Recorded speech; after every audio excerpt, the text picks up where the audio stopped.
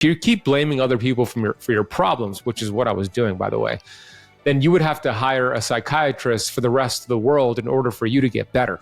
And my ability to respond to life up until that point was poor. I was the victim of my genetics, my enabling family members, etc.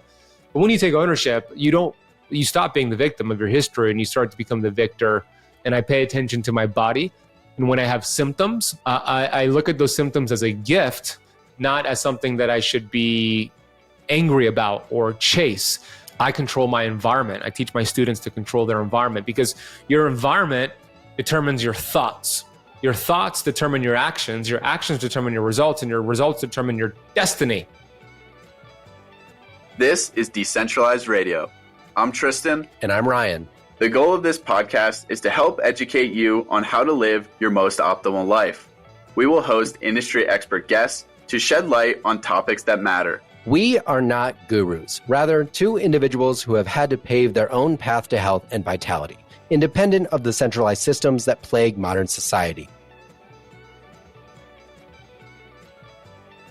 All right, hello. Welcome back to another episode of Decentralized Radio. That may be the second time I've ever said that on the show. Usually Tristan opens us up, but he is in Aussie land, as you all may or may not know, so time differences. So I'm actually doing my very first solo cast here on the pod. So luckily we're joined by a very good speaker.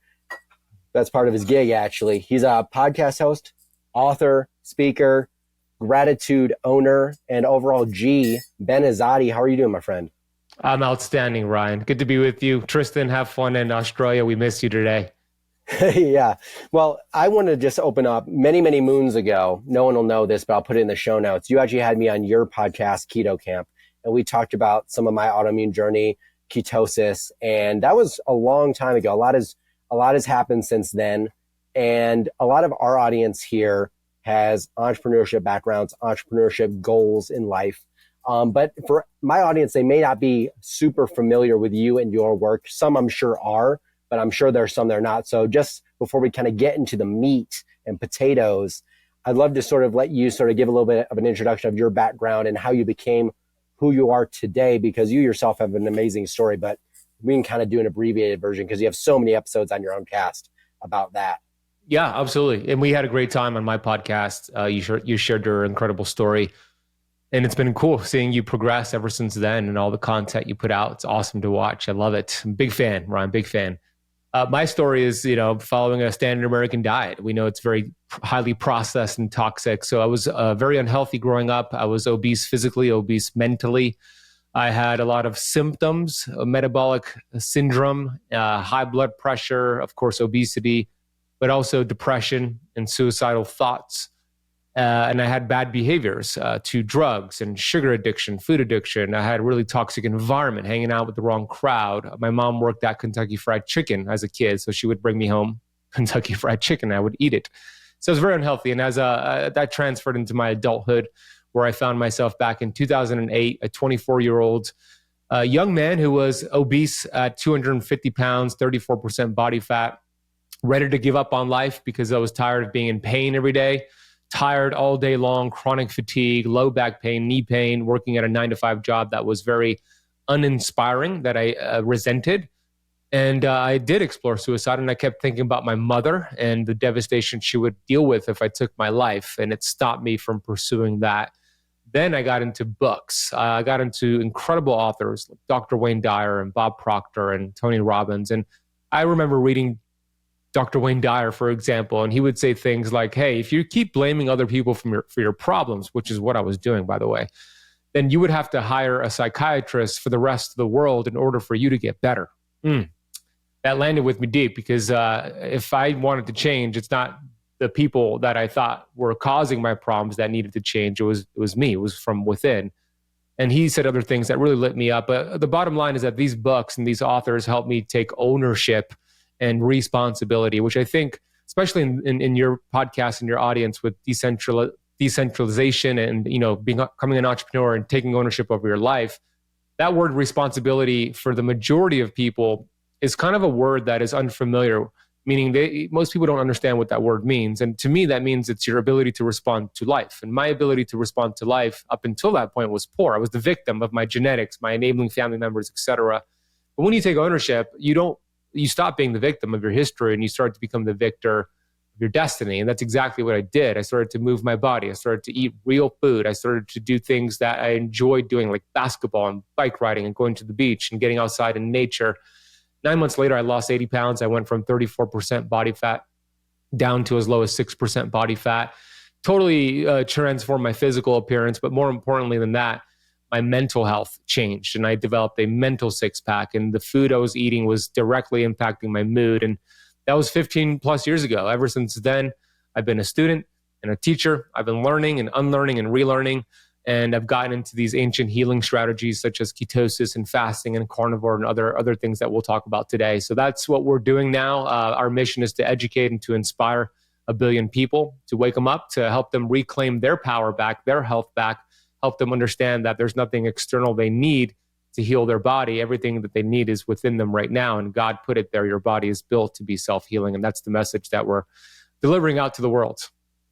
Man, I couldn't have said it better myself. You said a lot of good sort of, I don't want to say buzzwords because I don't necessarily like that phrase, but you said you had so many poignant moments in that short sort of monologue right there, so especially the part about taking self-accountability. That's truthfully, at the end of the day, what this entire podcast that me and my friend Tristan have put together is creating this idea of education, taking ownership on all aspects of your life, health, wealth, and all these things become very interconnected. And you realize, as you've known on conversations on your own podcast, that so many of these problems that people face, whether it's wealth, health, a mixture of the two, finding purpose, mental health issues, all these things are so interconnected and interwoven that once you sort of like pinprick and find and peel back the onion of yourself, you really find this beautiful blossom that you maybe never knew you even had within you. And so this is something that you found on your own journey. I'd sort of like to take a step back as well really quick and talk about, okay, after you achieved health and you sort of were in this state of, wow, I found this thing that I never knew existed within me. What in you made you want to pursue all of the endeavors you have done now with speaking and being an author and starting your own podcast? What was sort of the antithesis of that and building Keto Kamp? Because like you said, you were working sort of this job that you resented. And I think one of the areas that anyone can start, no matter what point you're at currently, is taking a step back, sitting down and reflecting on what purpose do you want for yourself and to put out into the world? Because I think it kind of starts there and then it sort of builds out. So I'd love for you to sort of take us back and take us into this journey of how you built what you have now. Hey friend, thanks for listening. If you really enjoy this podcast, it would be really appreciated if you left us a 5-star review on Spotify, Apple, or subscribe to our content on YouTube.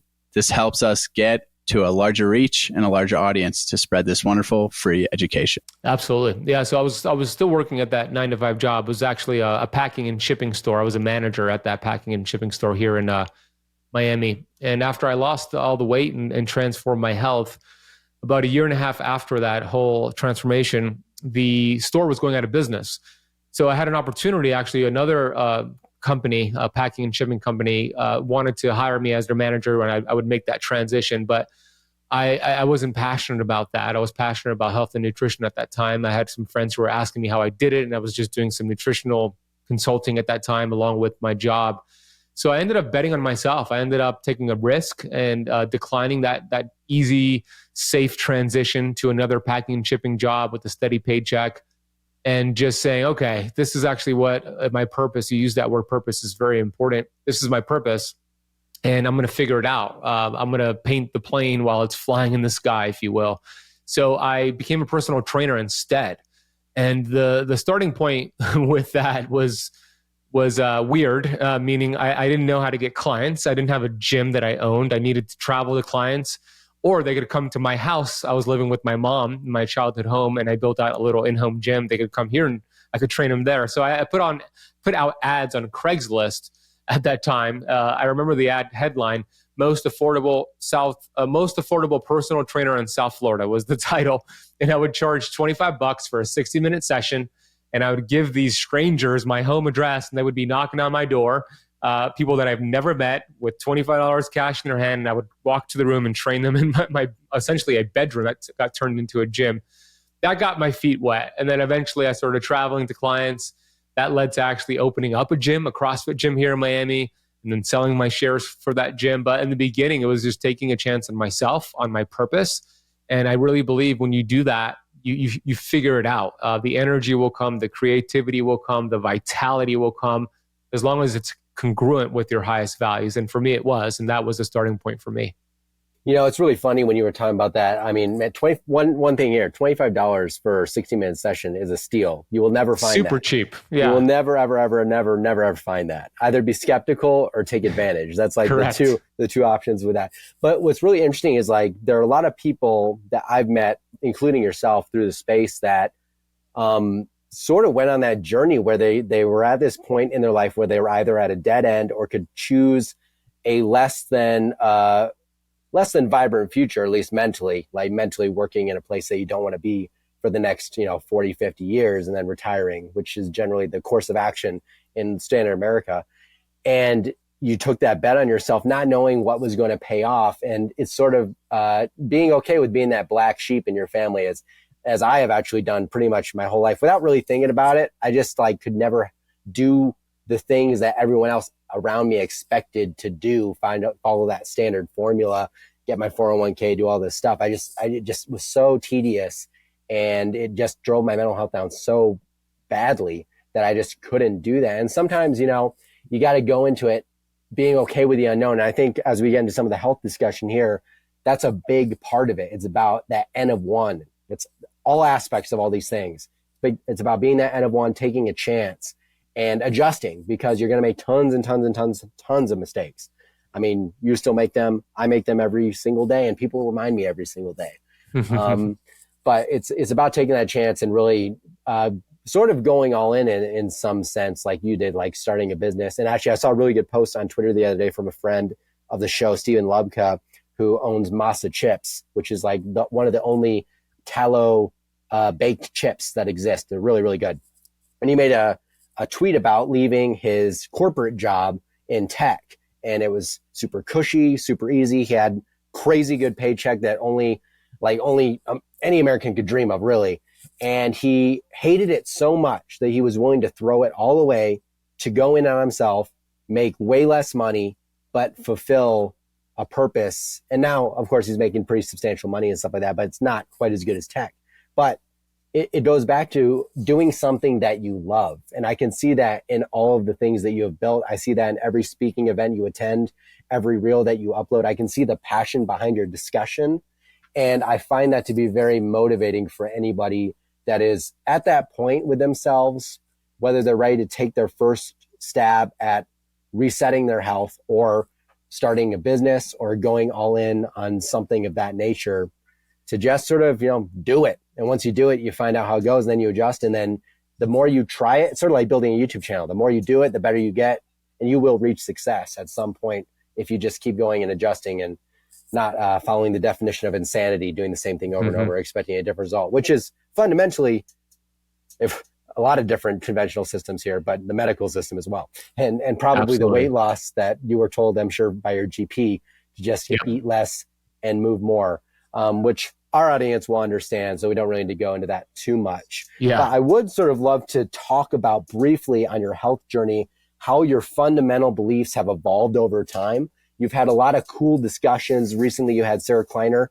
who's very much quantum stuff, which a lot of we have a lot of guests on like that. But I'd love to know just like how your philosophies have adapted and evolved over time. We mentioned ketosis early on. We can kind of talk about that briefly. Maybe like a one sentence of like what ketosis is. I can even do that. It's basically your body's ability to burn fat for fuel. All of us have it. It's not a diet. I don't even want to hear any of that stuff.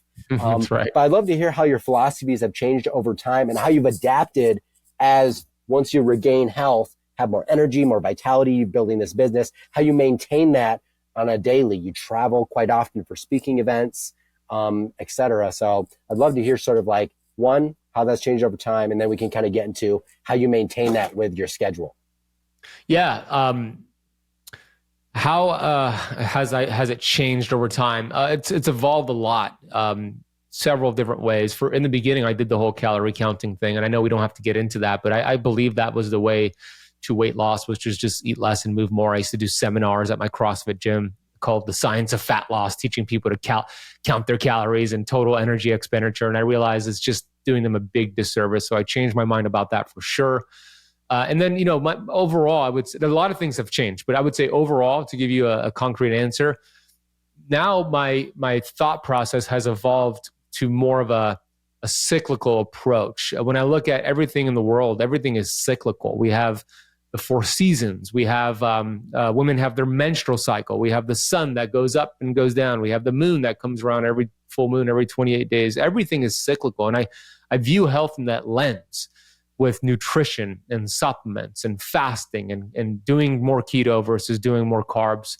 So that is the premise behind my philosophy is you mix things up. And when you mix things up and you live with nature, which is something that you talk about a lot, and Sarah, of course, talks about a lot, when you align with nature and you align and don't stay too rigid, but have the flexibility to try different foods and try different approaches and different fasting schedules, that's where you're going to get results, and that's where you're going to prevent any plateaus and any stalls. As unfortunately, in the keto space and in the carnivore space, which is my space primarily, that is not a common thought process. They think, okay, keto helped me in the beginning, or carnivore helped me in the beginning. That means I need to do it harder. I need to do it longer. Which is not the case. The real truth is that you actually need to get out of that keto, get out of ketosis, stop doing carnivore for a little bit, throw in some different foods and create more diversity in your gut, give the body a change. It forces adaptation. That is the goal. The body wants to survive. The number one priority for the innate intelligence is survival. It will do everything possible to adapt and survive. So when you change your foods and increase your fasting window or decrease your fasting window or throw these hormetic stressors, the good cells get stronger and the bad cells, they don't adapt. The body gets rid of them. The body cleans them up.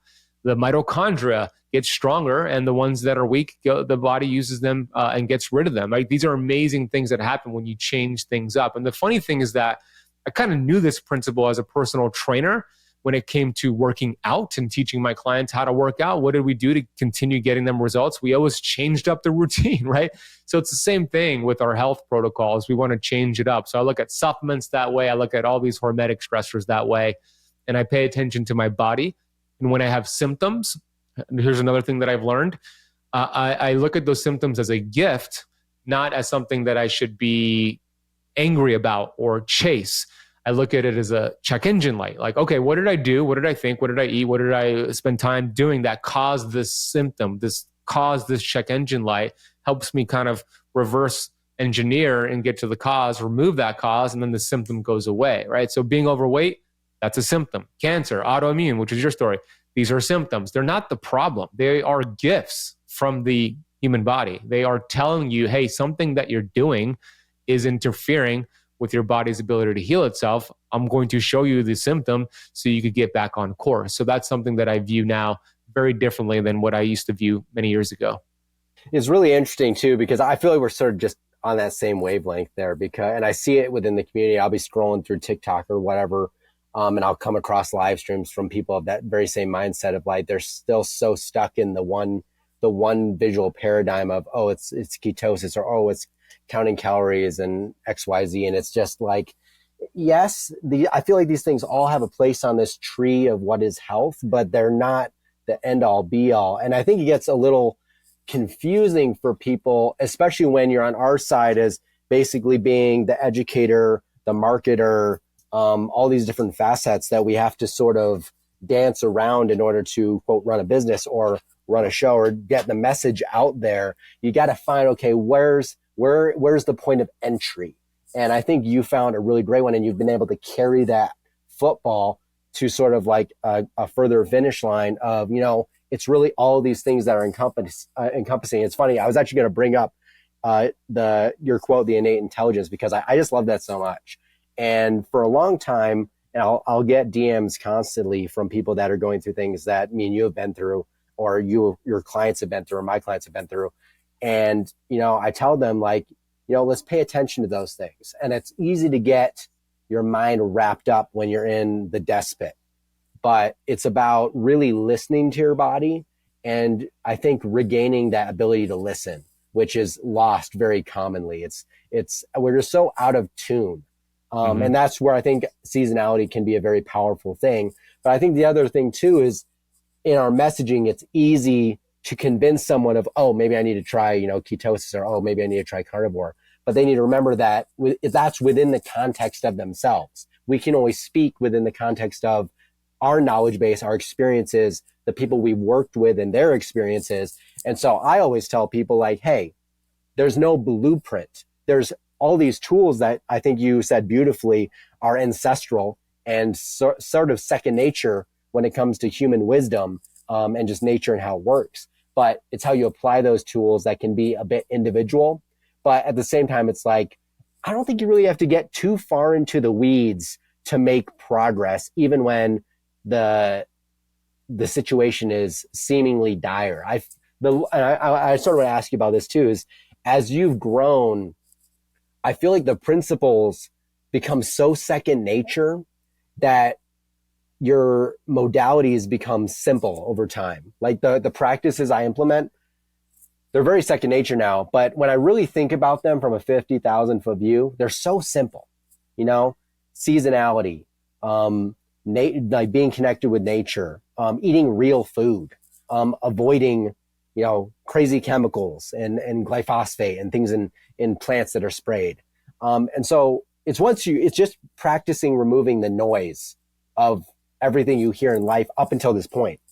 And then everything becomes so clear. It's really a magical experience. I'd love to ask how you apply that now to being in a place where you're sort of in a state of, how do I maintain optimization, or how do I kind of tweak and play this to be my best self so that I can perform on stage and be very coherent, very powerful in all facets of life. How do you manage that now? Because I've had a lot of discussions with other entrepreneurs or people that just work in very busy lifestyles, and we talk about health, but it's hard to do that when you're very go, go, go. How do you manage that with your schedule and everything that you do?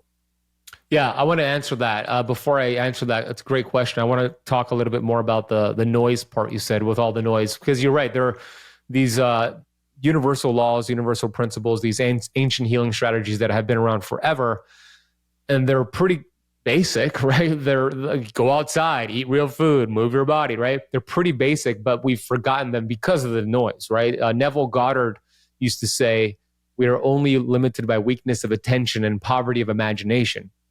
And when we think about mainstream television, mainstream news, social media, billboards, our environment, that's the noise, right? That's the weakness of attention. That's poverty of imagination. It's helping us forget these principles of real health. And it's normal now, not normal, it's common now to eat packaged foods and to drink soda and to do things that are not healthy, because most people are doing that. And it's only a small percentage of us that look at that and say, well, that you're eating fast food, you're actually drinking soda that has high fructose corn syrup. Like, we see a different movie than they see. And it's designed this way. This is what your podcast is about. Like, this is the structure, and it's a brilliant business model. It really is, for big pharma, big food, and the government, but it's very evil, and it gets you hooked, and it gets you sick, and it keeps you sick for a very long time. And instead of living 75 years, you live 1 year 75 times, right? It's doing the same thing over and over and over, which is the definition of insanity. But I every Thursday, I have dinner with my mom and my fiance. I go to my mom's apartment. She makes dinner for us, and we enjoy it. The challenge with the dinner is that my mom watches television and she loves watching like Hallmark and these movie channels. So the TV's on while we're there, and I don't watch television. I'll watch some sports here and there, but I'm not really watching television. But when I'm at my mom's, the TV's on. So I look at the commercials and I'm like, it's big pharma. It's this medication for a migraine, for Crohn's, for depression, and then it's fast food restaurants. And it got me curious to see, like, do some research. All right, what percentage of TV commercials in America are funded by big pharma? And the answer is 75% in 2020, probably higher after COVID, but 75% of the ad spend is funded by big pharma. And then about 11 to 16% is funded by fast food restaurants. So essentially you have commercial after commercial of fast food, big pharma, big pharma, big pharma, fast food. And it's no wonder why people think it's normal to eat these things and take these meds. So that is the noise right there. So the first thing to do is help people detach from that, help people understand that, look, they're brainwashing you in a very bad way. Even if you are trying to be consciously aware of it, it doesn't matter because it's going into your subconscious mind. And that's where the majority of your results happen.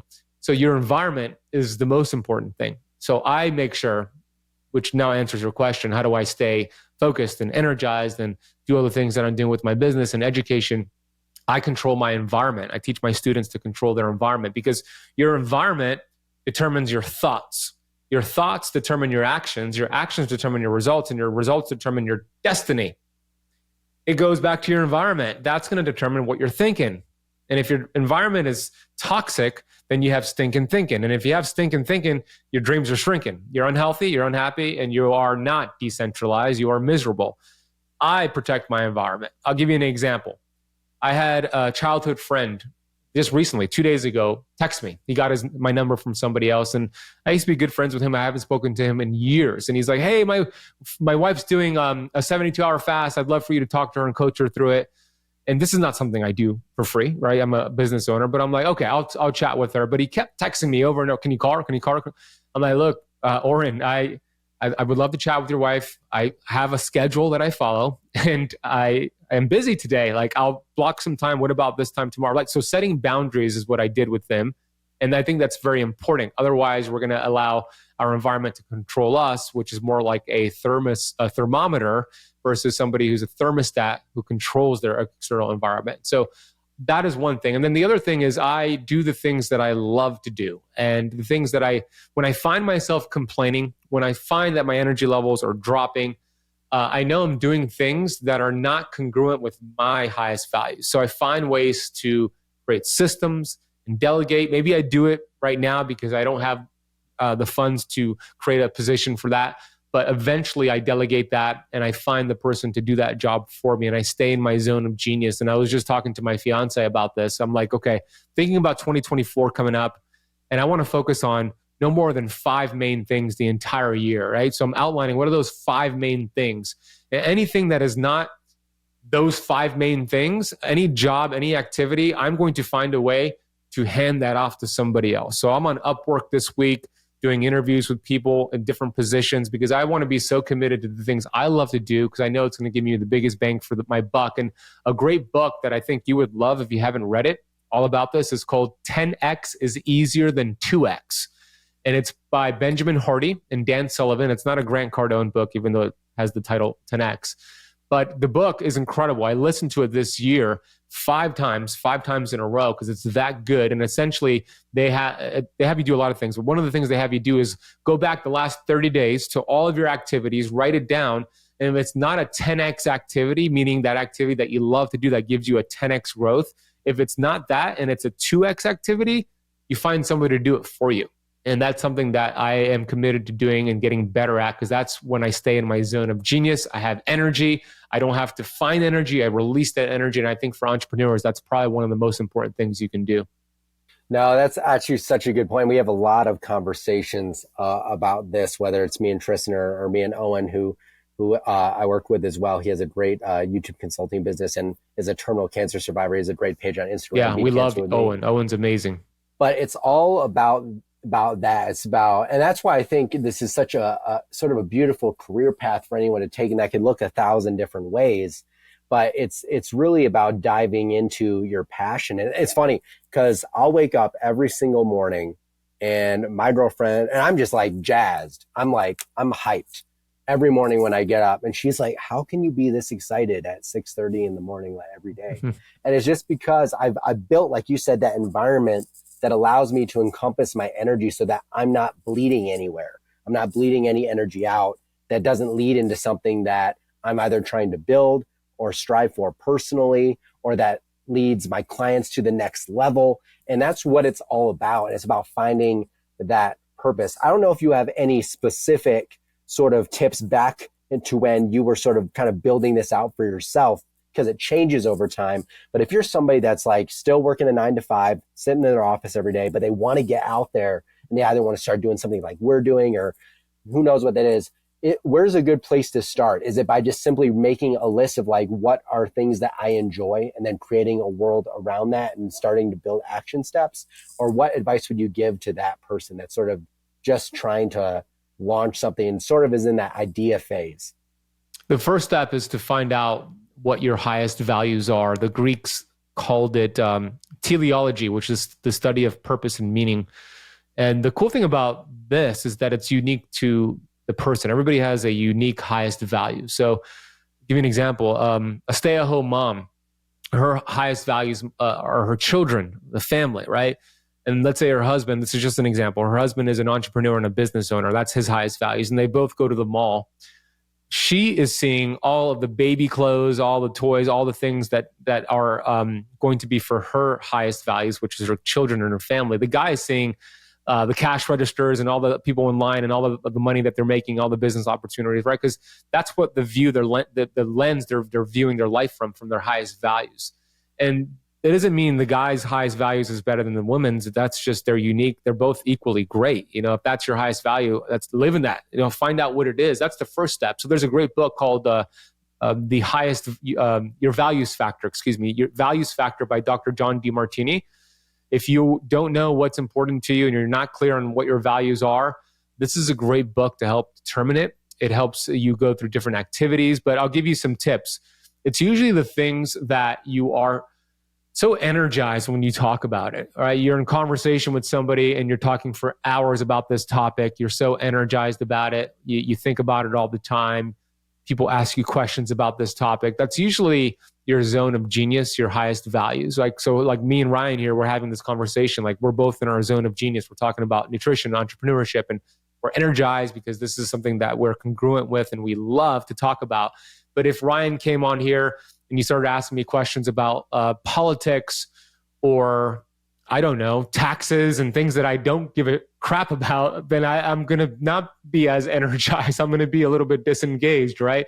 So find those conversations, be aware of those conversations that light you up and you feel like time passes so quickly. And then once you have determined that, then it's like, okay, what's the avenue to teach people about this?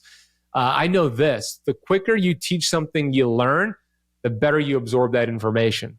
Right? So it could be as simple as I'm reading a book and I just learned something that's aligned with my highest values. It's a super cool fact. I'm going to go on Instagram Live and teach somebody this. I'm going to record a video.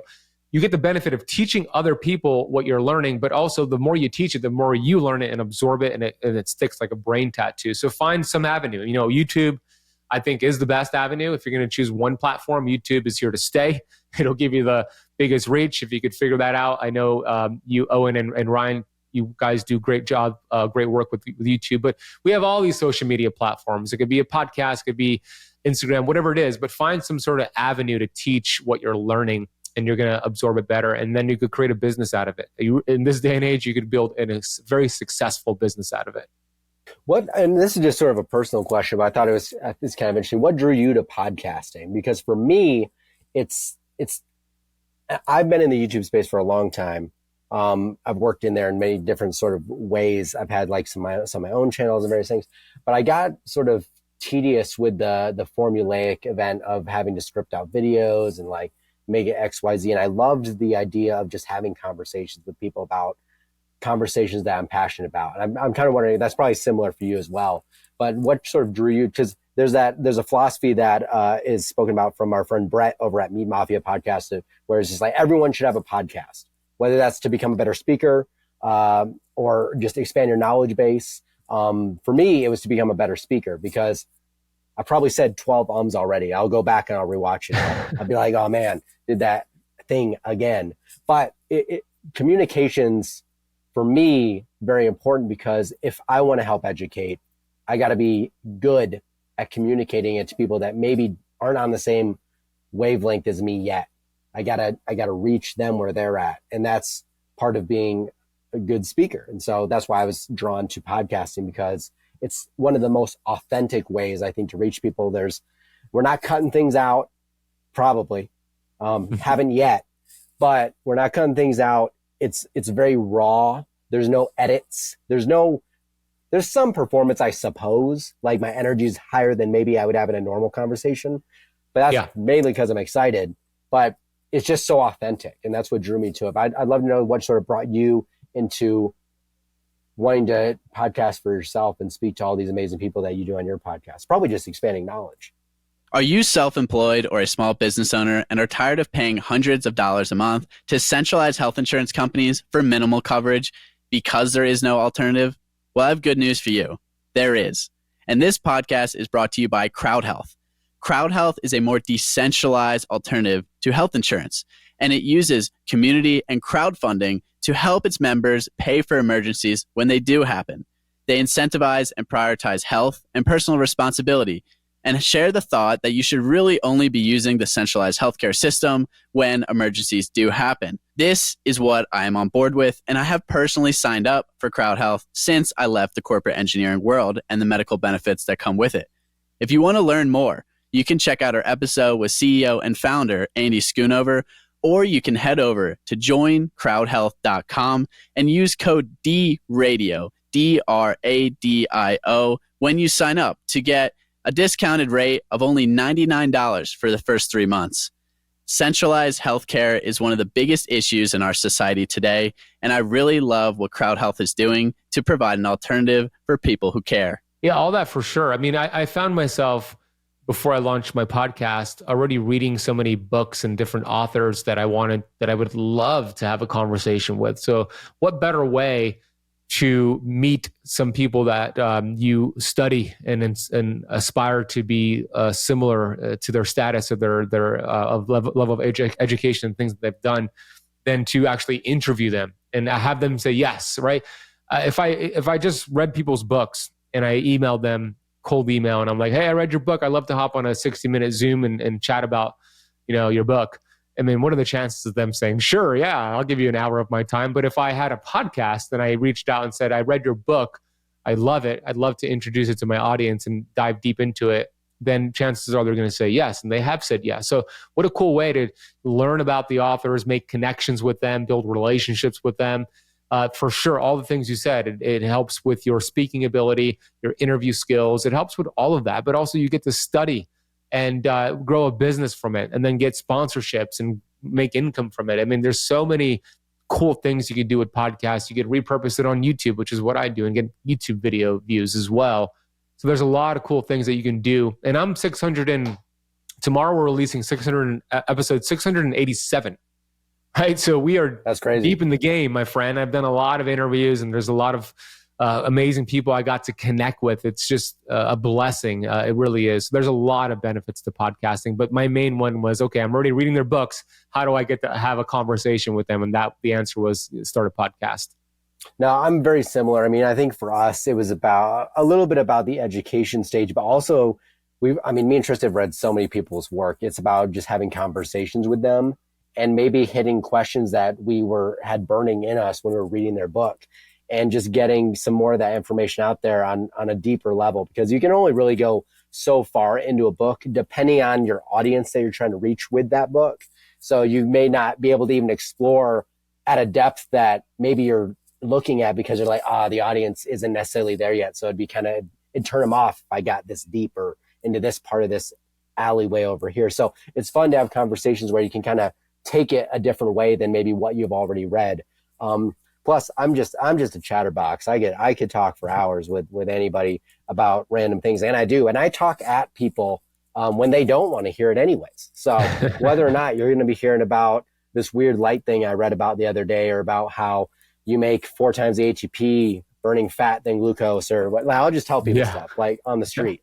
But it's a ton of fun, and you get to connect with really cool individuals like yourself and sort of form those relationships over time, which I think is very valuable as well. Let's talk a little bit too. You mentioned a lot, and I'm sure in every interview, everyone asks you this about vitamin G, but me and Tristan did a live yesterday about the Blue Zones documentary series that just came out. And I think there was a lot of good stuff in there. Of course, things that we disagreed with, talk about in the live, you can check it out there.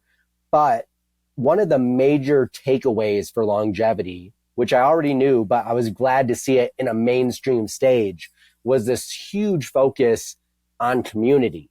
And you talk a ton about vitamin G, which I'll say is gratitude.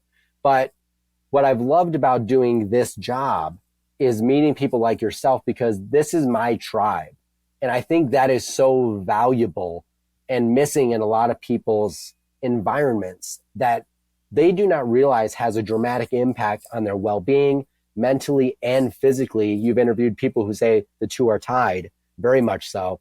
The Body Keeps the Score is a great book about that. Yeah. But I'd love to discuss like when that came to you, and then also just we can get into this discussion about how important that is for longevity, that it really has nothing to do with nutrition or some of this other stuff that's also very, very much influencing it. But I think community is huge. It is huge. Yeah. We are social creatures. We thrive in communities, and we create disease and a shorter lifespan in isolation. That's why the last 3 years with COVID and all the lockdowns was very dangerous, not because of the virus, but because of all the lockdowns and isolation. So yeah, those blue zones, of course, there's a lot of propaganda and bad science with it, but what they do have in common, to your point, is the communities that they build, the relationships they have. You know, there's something to be said, and this is important because I have students that are doing keto, and they're doing so well. And now they're telling me, Ben, Thanksgiving's coming up, Christmas is coming up. Like, what am I going to do? And I said, well, you have two options. You could just stay committed to the plan and remain, just eat the protein and fat, or you could enjoy yourself with your family, be grateful for it. There's a lot of health benefits to doing that, and just forget about that one meal that you enjoyed with your family, even though it wasn't that healthy keto meal, whatever. There's health benefits to enjoying it and being present with your family. So gratitude, vitamin G ties right into that. This is a universal law. We all understand that whatever we feed energy into, it expands, it grows. This is the same thing with gratitude. What you appreciate begins to appreciate. And when you focus your energy and your resources on all the things you're grateful for, you get more things to be grateful for. All of a sudden, you stop complaining. You stop being resentful, because there is a part of the brain that is called the reticular activating system, that is the size of your pinky in your brain stem, that acts as a selective seeking mechanism. It is a filter, essentially, because the brain has to filter out millions of different inputs every single day. And the RAS is there to filter out what you have trained it to be not important. And it's a survival, actually, reason we have this. Going back to the number one priority for the body is survival. So the RAS is there for survival. So when we are focused on the things we hate about ourselves, the job I hate, the president of the United States, this relationship you hate, and you start feeding that RAS all the things that you don't like, guess what? RAS is going to see more things that you hate. And then it's just going to be a vicious cycle. But when you start making that transition, when you start appreciating people, appreciating your job, appreciating your circumstances, and having gratitude, now there's a shift. Now the things you were angry about and resentful for, you're now grateful for. And then you have more things to be grateful for. And there's a lot of health benefits to gratitude. And that ties into the community part, because when you're with family, with friends, with community, even if you're not eating the healthiest foods, but you're there present and grateful and laughing and getting the oxytocin and the dopamine and all the amazing things that happen when you laugh and are enjoying yourself, my gosh, the health benefits to that are tremendous. And that is what all these blue zones have in common. They have community. And I personally saw this. You asked me the question, like, when did I start to pick this up with the importance of community? It was during my CrossFit gym days. And I saw how cool it was for our CrossFit gym to build a community and do events and that social gathering. Yeah, it was a gym, and CrossFits are a gym, but it's so much more than just a gym. It's a community. People brag about doing CrossFit. They brag about their CrossFit box. And that, it was something that I noticed. And that was one of the big reasons why CrossFit became so successful, not because of their workouts, which are great, but because of the community that they built, and people just love to brag about it. So that is where I started to pick up that community is very, very important. And now I've modeled that in my online courses and programs and YouTube, et cetera. Yeah, and I think that's so important. That's actually one of the things too, the one thing I take away from a lot of creators that I follow is like the ones that make it in this space, whether it's health or whatever you're doing in video, is the ones that make it always are really good at forming community. That's just like, and that's one of the things I think we can be grateful for even through 2020 is that luckily we had this medium to stay connected to some degree, some for the better, some for worse, hopefully more for the better. But I imagine years past when, if this had happened, we would have never been able to like barely talk to the ones we loved, barely even be able to do that. So I am thankful for that as well. But I think it's super important too, just in the community where you live, to find people that you can connect to, whether that's like a youth group or a church group or people at the gym or all those things, because there's this in-person connection that is always going to be impossible to change. Like there's just, it's always going to be needed. Like there's so much we can connect, via the internet like this, but it's never the same as talking to someone face to face. And being with them in person, just reading their body language and all of these things. Like I found for myself, speaking of the way the body sort of, or the mind affects the body, I found through therapy and things like EMDR, which is basically rapid eye movement desensitization for past traumas and things, is that your body needs to work through emotions. And I feel like we live in a society that likes to, well, it's less so now, but shoving down emotions can create health problems that you see later, can actually contribute to obesity from just the chronic stress.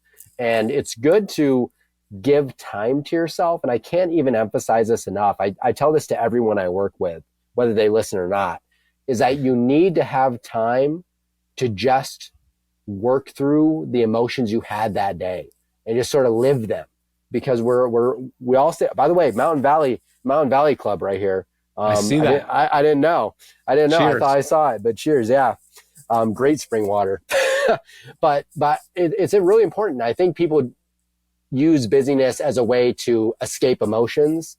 And that in and of itself can be it could be the single thing holding you back from reaching your full potential. And I found that within myself, and I'm sure you found it, on your way as well, and working with people that, you can do all the modalities, but if you're not working on the stuff in here, it's a stopgap that needs to be addressed. And it's often the hardest one to work on, I've found. One thing I wanted to ask you sort of just on that is, we've sort of talked about strategies to mitigate the work you don't want to do so that you can focus on the things that bring you joy and therefore ultimately 10x what your goals are. But when you can't do that, what are some strategies you've used to work through those moments so that stress doesn't become an issue? For me, that's always been taking time to practice mindfulness it's basically mindfulness no matter what I do, but spend time in nature and make sure that I am leaving time out of the schedule to do those things that I love, even if I have to do things that I don't love. Because we all start at ground zero where we're building up. So we can't hire a team right away. But I'd love to hear some of the strategies you've implemented over your years of building your business to sort of mitigate those things or sort of allow them to not keep you from reaching where you are now. Yeah, absolutely. You're right. You can't just, delegate everything right away, but understanding that it's temporary. You're doing these things for a greater purpose and building a future for yourself, your family, your future business, your current business, whatever it is, but it's temporary. And this is all happening for you, not to you. That's one thing right there, understanding that it's all part of the process. And you were talking about like course correction earlier about, you correct, and that is true. That's the way it goes. When there's a book called U Squared, in that book by Price Pritchard, he says rockets take off and they essentially fail their way to the moon. It's all about launch, course correct, and they eventually get to their target, right? Essentially, as entrepreneurs and every goal that we have, that's really the way it works. It's just course correct. So understanding that everything is on the way, not in the way, knowing that it's temporary, you're doing whatever it takes now to build that future later. But you have to have the energy to do it. That's where you have to have the right foods in the right environment and the right fasting schedule, whatever it is, it's going to help you do it better. But you also mentioned something very valuable, Ryan, and that is creating some time for yourself is very, very important, especially for entrepreneurs. A lot of people do find it hard to be present with their thoughts because they are busy to avoid having to deal with the inner stuff, as you mentioned. So I think the most important times during the day to be with yourself and find that routine that works for you is in the morning and right before bed. And the reason I say those 2 times is because that's when the subconscious mind is the most impressionable. So find a way to protect the first 30 minutes or 60 minutes after you wake up, and then the 60 minutes before you go to bed. You don't want to fill your mind with social media or the news or the radio or even conversations. You want to be present. And that is different for everybody. For me, it's gratitude. It's writing my goals. It's walking my dog. It's reading the Jesus Calling book and different self-development books. I'm with myself. I'm with nature. I'm in my backyard usually. So find a practice that works for you and protect that morning time, protect that evening time. If you're doing things that you know you don't enjoy doing, and just understand it's temporary, have the energy to do it, be thankful that you get to do it, and then eventually you'll be able to delegate these things. That's actually a really good thing you brought up, because I often, this makes me think of my dad, who's just a workhorse of a man, like tail end of the boomer generation, just everything standard way of U.S. living is like has been his life. It's kind of funny in a way, but I've watched him over the years, and his number one thing has always been stress. And it's always because that scarcity mindset. And I think that's very easy to fall into when you're trying to pave your own path like this, is that scarcity mindset of, oh, I got to do all this stuff or I'm going to lose it all tomorrow because I'm the only one holding it together. And if you really take a step back, that's not inherently true. For instance, before this podcast, to sort of get ready for our discussion and make sure I was energized and in the moment and able to commit all my mind to this and not let it wander, as it sometimes does, I literally sat outside for an hour in the sun and just soaked it in while I had the nice weather, because tomorrow may not be like today in Utah. The weather is crazy. So when I have the time and it's nothing urgent, I'm going to take the time for myself so that I can be my best self.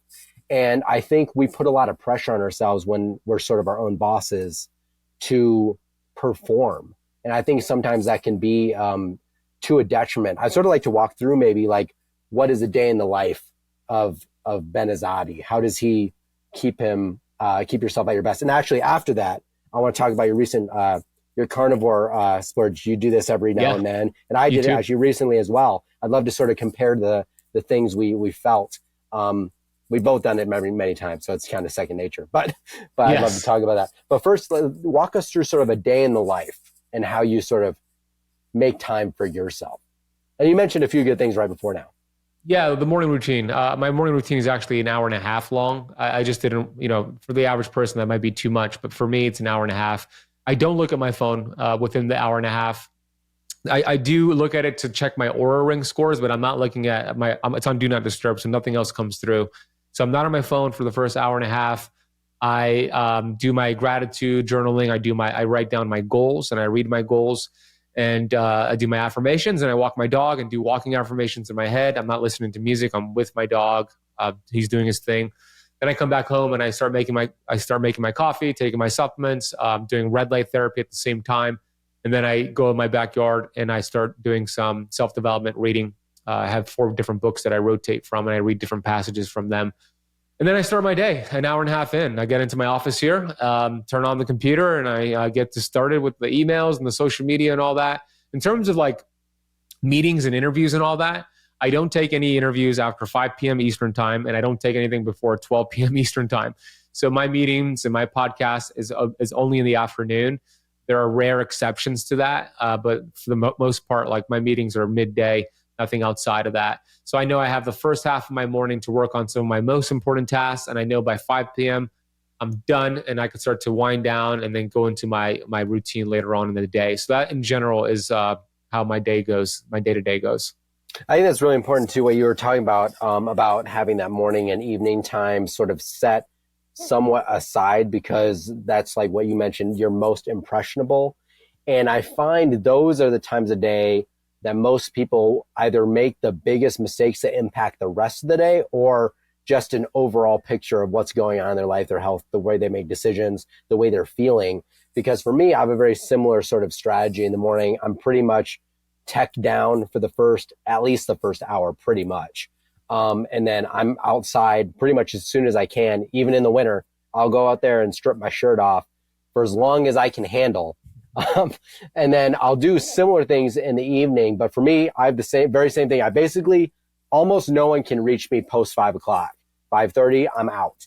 Unless you're a family member or a close friend that needs an emergency, I'm pretty much on airplane mode and you're not going to be able to reach me. And it was actually really funny when I first started dating my girlfriend and I put my phone in airplane mode every night. She was like, well, what if someone needs to reach you at like 1 a.m. for an emergency? I was like, well, the emergency will still have happened by 8 a.m. the next morning. And I'm not probably going to be able to change it at 1 a.m. minus I'll be more angry and tired by the time, because I won't be getting any sleep after that. Yeah. So that was sort of how I answered that question. It's a good answer. I feel the same way. But I think it's important that everyone builds something like this into their routine. Even if you're working a 9 to 5 or need to be in the office by a certain time in the morning, make sure you got a few minutes there when you get up that you can collect yourself so that you aren't rushed, because that really does set the pace. And it really harkens back to when I was in college and I had early classes. I would try to sleep in as long as I could, and then I would rush. And then the rest of the day, I'd feel wired and just unkept. And I think it's important to really restructure that and the evening so that you can be as optimal as possible.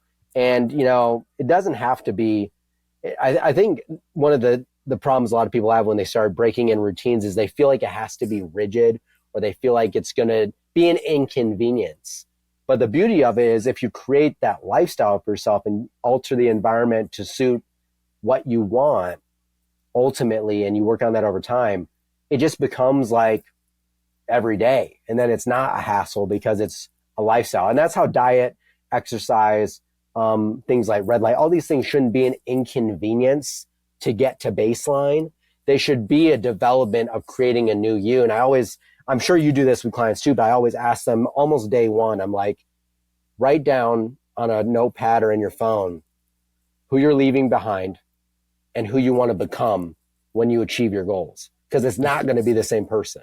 Yeah. And that was a battle that I fought for a long time and I'm sure you have too. And maybe you can sort of speak to this a little bit, is like when you're in the roots of your illness or whatever that looks like for you, whether you're trying to lose weight or whatever, sometimes you're so focused on the past that you're not working on building who you want to be in the future. And that's why I think actually entrepreneurship is beautiful, because that's all the focus is like building new. And so I think that's super important. I don't know if you have anything to add to that. No, I agree with that 100%. A lot of people identify with their illness, their disease, their past, and you got to detach from that and focus on the person you are stepping into, the calling you're stepping into, which is different than where you have been. So I agree with that. It's a great thing to do right off the bat, because it's going to be totally different, completely different physical appearance, completely different mindset. Everything's going to change for the better, but you got to detach from that. Too many people hold on to it, and it's not doing them any service. It's not really helping them. So I love that tip to write that down, because it's going to look very different and feel very different. 100%. All right, cool. Now the fun stuff for the last couple minutes of the show. You recently talked about, and it's probably been a month since we spoke about this and you made your post, but you do the carnivore diet every now and then as sort of a reset. Kind of talk about your philosophy with that, why you started doing it for yourself. I'm actually doing a very similar thing, but I'm sort of doing, because it's very wintry here and getting into the cold and nothing's really growing. I'm sort of transitioning into my seasonal ketosis till spring, and sort of leaning into that. But I like to do stints of carnivore as well, just to sort of regain that clarity and stuff like that. But I'd love to hear why, when it came about for you, and sort of the benefits you felt from doing so cyclically. Yeah, I love that you're doing that seasonally. That's what our ancestors did. When it got cold, they ate protein and fat. They were in ketosis. They didn't eat carbs. I'm in Miami, so it's pretty much summer all season long, but I can mimic that for sure. I got into I started to hear about carnivore in 2018 or so. I remember Dr. Pompa talking about it, my mentor. And then, of course, Paul Saladino was one of the big advocates of it, Sean Baker and a few others. And I started to hear all these amazing anecdotal shares about what it did for autoimmune and people's guts and their brain fog. And I was like, well, this is interesting. There wasn't really a lot of research out on it. There still isn't to this day. There's just a lot of anecdotal evidence, which is powerful in itself. So I wanted to try it first. And I did 40 days that first time. This is in 2020. I did 40 days. And I did lab work day 1, lab work day 40. I also monitored how I felt. I monitored my autoimmune. I have Raynaud's and I'm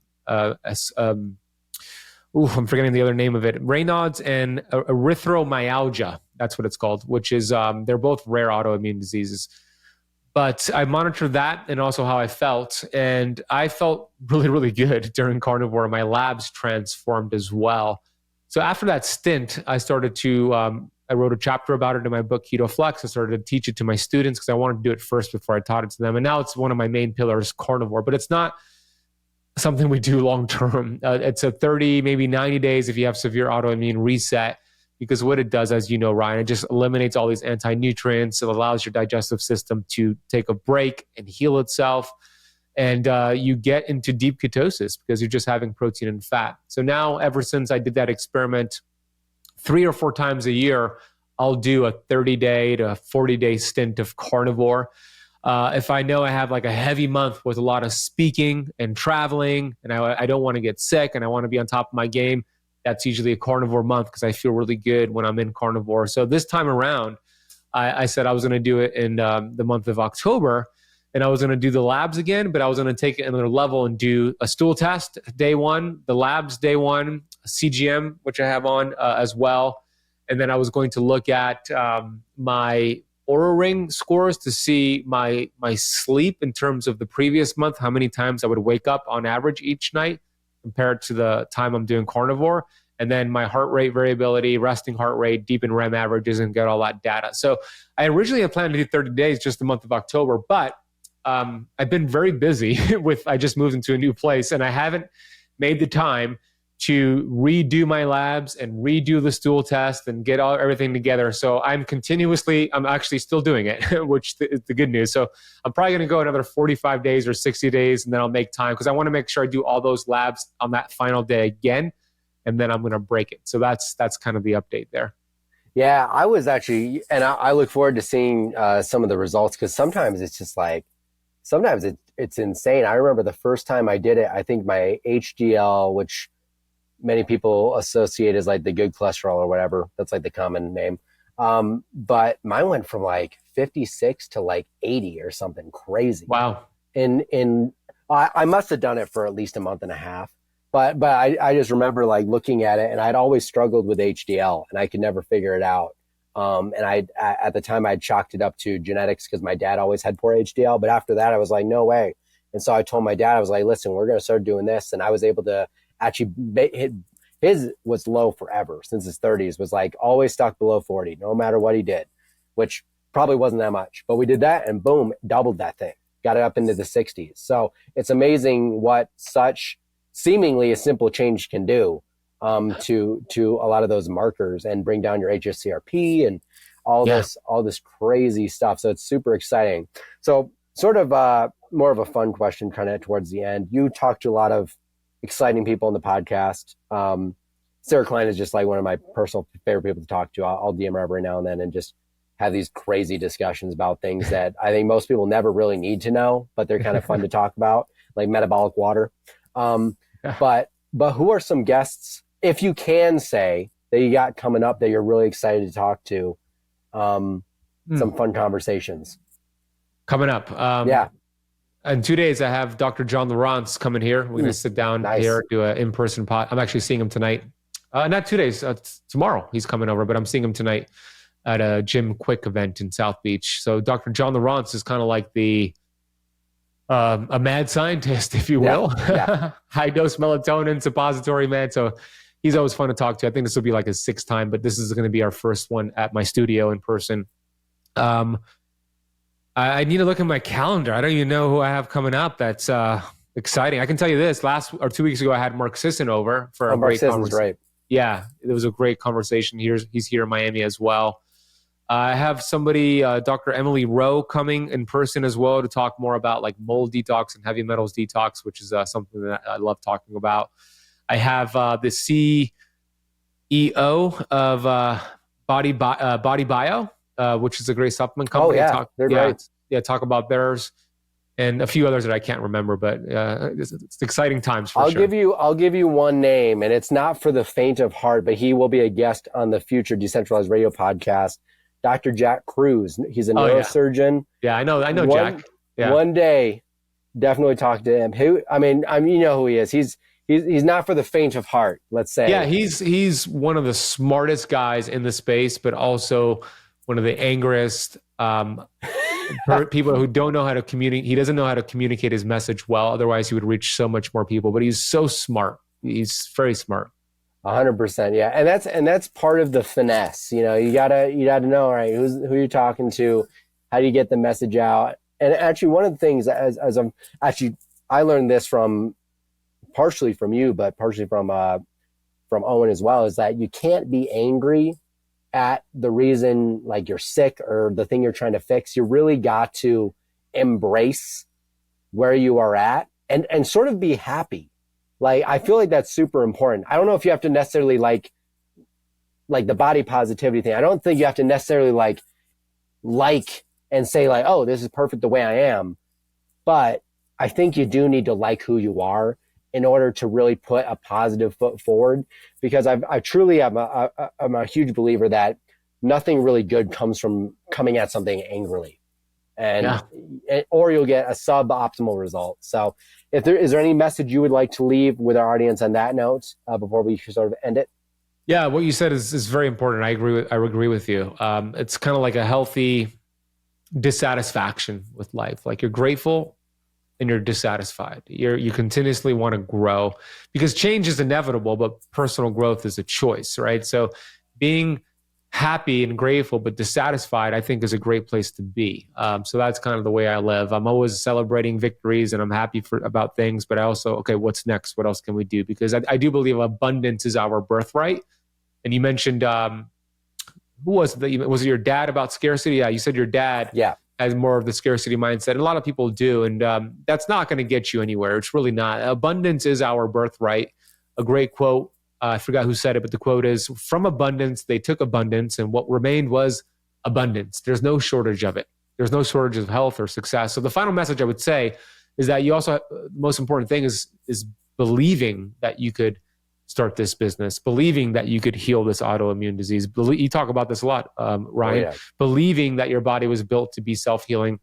That is the most important thing. The placebo effect is one of the strongest effects out there. There's also the nocebo effect, where you don't believe it, and then that's the truth, right? So whatever you feed energy to expands. So there's something to be said about believing in your body's innate intelligence and the ability to heal itself.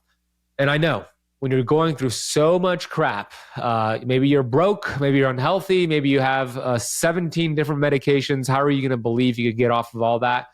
Well, sometimes you don't even have to have the belief in the beginning. You could borrow that belief from Ryan. You could borrow that belief from me. You could borrow that belief from somebody who believes in you until you develop that belief for yourself. But somebody needs to have belief for it to happen. So that'll be my final message. Believe or borrow the belief of somebody else. 100%, man. I sound like a broken record like every time I talk about it, but I think it's one of the most important messages that everyone needs to hear, no matter what stage they're at. It's vital. Like, you can't do nothing without it. So where can people find you, Ben? You have a great podcast, the Keto Kamp. I would point everyone there, but where can other people reach out to you, find your courses, find your consulting, all that stuff? Yeah. Thank you, Ryan, for having me, bro. I'm glad we made it happen. I know it was back and forth been a while. Little bit. Yeah. My Keto Kamp podcast, as you mentioned, Kamp is spelled with a K. And then my YouTube channel is called the Keto Kamp YouTube channel. And then my website, benazadi.com, has all the socials, the courses, some free guides, etc. So that's benazadi.com. Awesome. Well, all those things, including some of the books that were mentioned in this podcast, will be in the show notes. I will point you out there, and we will see you in the next episode of Decentralized Radio. Have a good one.